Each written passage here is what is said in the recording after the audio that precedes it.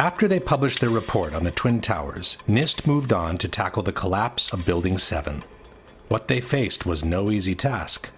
Contrary to the Twin Towers, Building 7 had not been hit by an airplane. It was only partially damaged by the collapse of the North Tower, and it suffered fires that were anything but devastating. Nothing could have suggested it was going to collapse. On the other hand, it looked like the perfect controlled demolition. It featured the sudden onset of the collapse, the rapid acceleration towards the ground, the symmetrical descent of the structure, and it even appeared to have started the collapse from the bottom, as most controlled demolitions do. Professionals in the field of controlled demolitions, such as Dutchman Danny Uwenko, seem to have no doubt on what had happened. Dit is controlled demolition. Zeker weten? Zeker weten. Er is nagesprongen. Dit is in opdracht gebeurd. Dit heeft een team gedaan van experts. We weten heel goed wat ze doen, die jongens. Zie je vanaf boven gaan? Nee, je gaat vanaf onder. Die gaat vanaf onder, ja. Toch? Ja. Ze hebben gewoon kolommen weggeblazen. Er is nagesprongen. Similar comments were made by TV anchors watching the replay of the collapse. It's reminiscent of those pictures we've all seen too much on television before when a building was deliberately destroyed by well-placed dynamite to knock it down.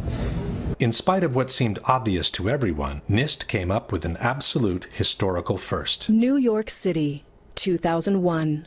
No tall building had ever collapsed primarily due to fire. But that's exactly what investigators believe happened to the 47-story World Trade Center Building 7 on September 11th. World Trade Center 7 collapsed because of fires. We really have a new kind of progressive collapse that we have discovered here, which is a fire-induced progressive collapse. According to NIST, the collapse was triggered by the failure of one specific column, number 79, located in the northeastern section of the building. So you look at the floors failing here, and eventually this column 79 is going to buckle, it fails, and then the entire vertical progression takes place. NIST blamed thermal expansion as the phenomenon that caused the collapse, which was also an absolute first in history. Our study has identified thermal expansion as a new phenomenon that can cause the collapse of a structure.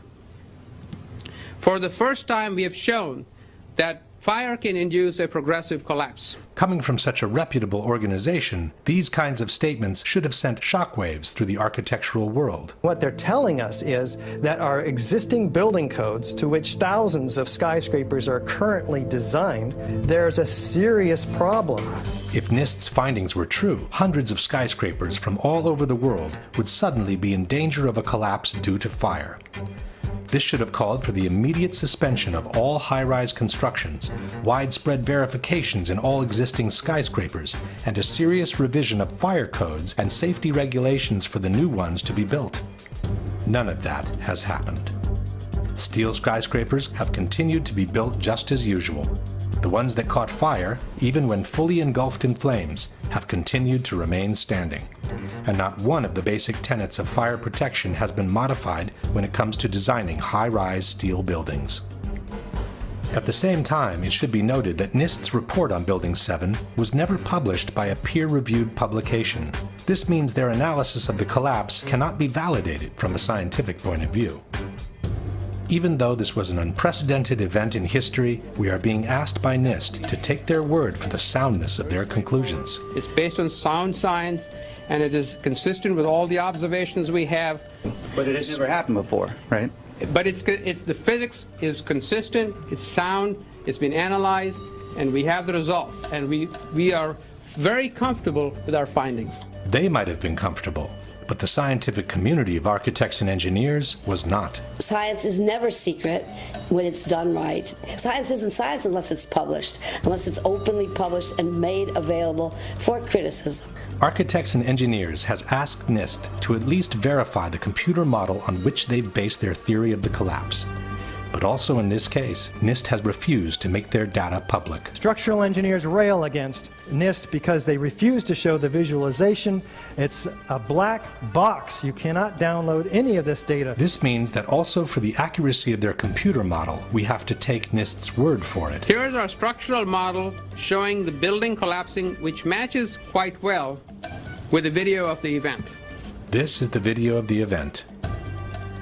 On the right is one of the two animations released by NIST on the collapse of Building 7. When you observe the footage of how the building failed, and when you look at the animation of the failure, and compare that to what you actually observe in reality, I think they disproved their own theories. It is impossible for it to fail the way they said. The second animation released by NIST is even more inconsistent with the real event. While the animation shows a pronounced inward bending of the top of the structure, the video footage shows the entire top section of the building maintaining its shape all the way through the visible part of the collapse. This can be verified by different angles. If this is what NIST calls matching quite well, one can imagine what the reliability of their entire report can be. A similar problem is presented by the computer model NIST has used to simulate the progression of the fires in the building. This computer model was developed by NIST, and no one has been allowed to verify it. Again, we are being asked by NIST to trust them on its validity. We used a well-validated computer program developed at NIST for studying the growth and spread of fires to calculate temperatures throughout the building. On the right in this slide, for example, you see a detailed fire simulation showing the temperature of fires as they grew and spread on floor 12. The graphic shows the temperatures in floor 12 rising after 1 p.m. and peaking around 4 p.m. on the northeastern side of the building. But the same picture NIST has published in their report, which was taken between 3:49 and 3:54 p.m., shows that the fires have already died off across the entire eastern section of the 12th floor. A similar picture, taken between 3:53 and 4:02 p.m., confirms that the fires on the eastern side of the 12th floor had already died off. NIST itself has stated in the same page that there is no indication of fires burning on the east side of the 12th floor at this time. In other words, the accuracy of NIST's computer model doesn't even need to be verified, as it's disproven by the very pictures and statements NIST has published in their own report. In order to justify the first and only collapse in the history of a steel skyscraper due to fire, the debunkers have maintained that Building 7 was weaker than the average steel structure because it had been built over an existing electrical substation.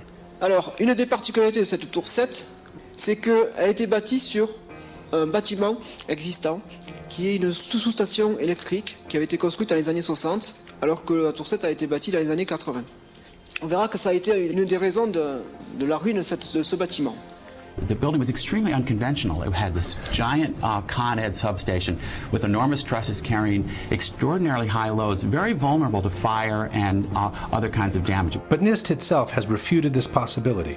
From the final report we read, the transfer elements such as trusses, girders, and cantilever overhangs that were used to support the office building over the Con Edison substation did not play a significant role in the collapse of World Trade Center 7.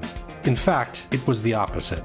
After it was completed, Larry Silverstein had the building reinforced beyond its requirements in order to accommodate the needs of its main tenant, Salomon Brothers.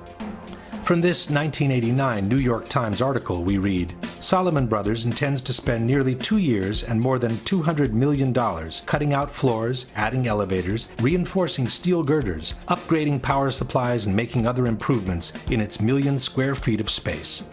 We built in enough redundancy to allow entire portions of floors to be removed without affecting the building's structural integrity, said Larry Silverstein, president of the company.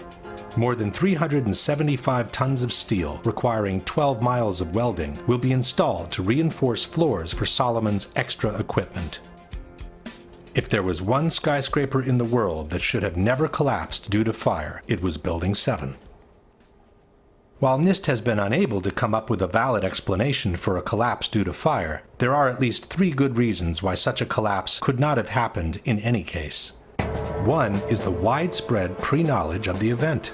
As we have said before, the collapse of a steel structure due to fire is considered an absolute impossibility in the architectural world. Steel structural frame buildings, high-rise buildings, simply do not collapse due to fire. We've never had a steel-framed skyscraper collapse in the United States or internationally. No high-rise steel structure has ever been destroyed by a fire in the history of construction. Consequently, if Building 7 was truly brought down by fire, it would have been a totally unexpected event, which would have taken everyone by surprise. It turns out instead that dozens of policemen, firemen, and first responders had been warned that the building was going to come down as early as 5 hours before it happened. All I can attest to is that by noon or 1 o'clock, they told us we had to move from that triage site up to Pace University, a little further away, because Building 7 was going to come down or being brought down. Did they actually use the word brought down, and who was it that was telling you this? The fire department, and they did use the word, we're going to have to bring it down. Firemen also had been warned of the impending collapse. Fireman Holowak, we were just hanging out until Tower 7 came down. Fireman Sweeney, we stood and waited for World Trade Center 7 to come down. By 4 p.m., CNN had already picked up the rumor and was spreading it around the world. We are getting information now that one of the other buildings, Building 7, in the World Trade Center complex, is on fire and has either collapsed or is collapsing. At 5 o'clock, the BBC announced that the building had already collapsed, even though it was still standing in the background. Jane Stanley. Jane, what more can you tell us about the Salomon Brothers building and its collapse? As you can see behind me... At 5 o'clock, Building 7 can clearly be seen on the right of the picture. But the BBC correspondent, who was obviously unfamiliar with the landscape, didn't recognize it. This has fueled ludicrous conspiracy theories, which accuse the mainstream media of having been informed in advance of what was going to happen on September 11. In truth, this incident only confirms that the information on the impending collapse had been circulating long enough in downtown Manhattan to have already reached the BBC even before it happened. At about the same time, when CNN recorded the explosions near Building 7, they also captured the police clearing the area and announcing the collapse.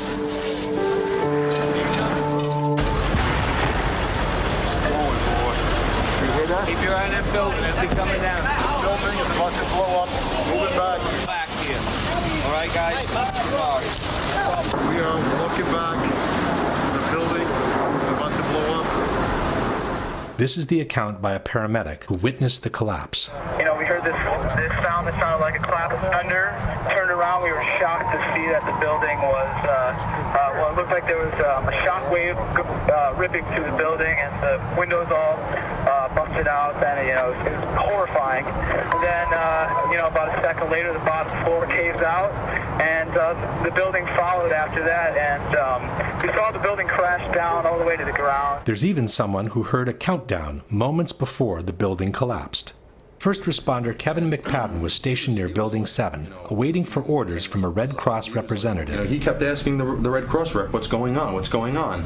And all the time he had his hand over the radio while he was getting a countdown. And then he's just like, at the last 3 seconds, he takes his hand off and you hear 3, 2, 1, and he had this like heartbroken face. He's just like, just run for your life. It was about a second or two after the countdown ended that you started hearing the explosions.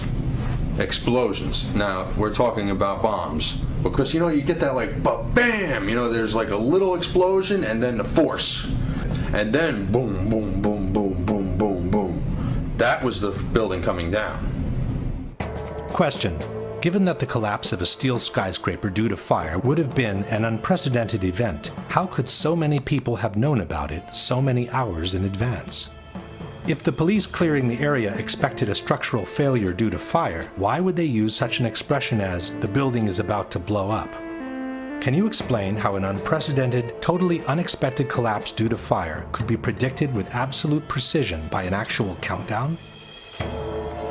The second reason that makes the official explanation by NIST untenable is the symmetry of the collapse. As we have seen before, the entire top section of the building falls as a single piece, maintaining an almost perfect symmetry as it descends towards the ground. The symmetry is the smoking gun. It cannot happen that when you have asymmetric damage, you will get a perfectly symmetrical collapse. And all you need to do is look at the videos and see that. The exterior columns on the outside, as well as on the inside, at the bottom would have to be severed almost at the same time. In order for the perimeter to fall perfectly and symmetrically, which it pretty much does at Building 7, all of those columns have to be removed within a tenth of a second of each other. Question. Can you explain how the almost simultaneous removal of all the columns, which was necessary for Building 7 to collapse in the way it did, can be caused by fire alone? The last and possibly most conclusive piece of evidence against the official explanation is freefall. After the initial failure of the penthouse on the eastern side of the building, the entire structure came crashing down to the ground in a little more than 6 seconds.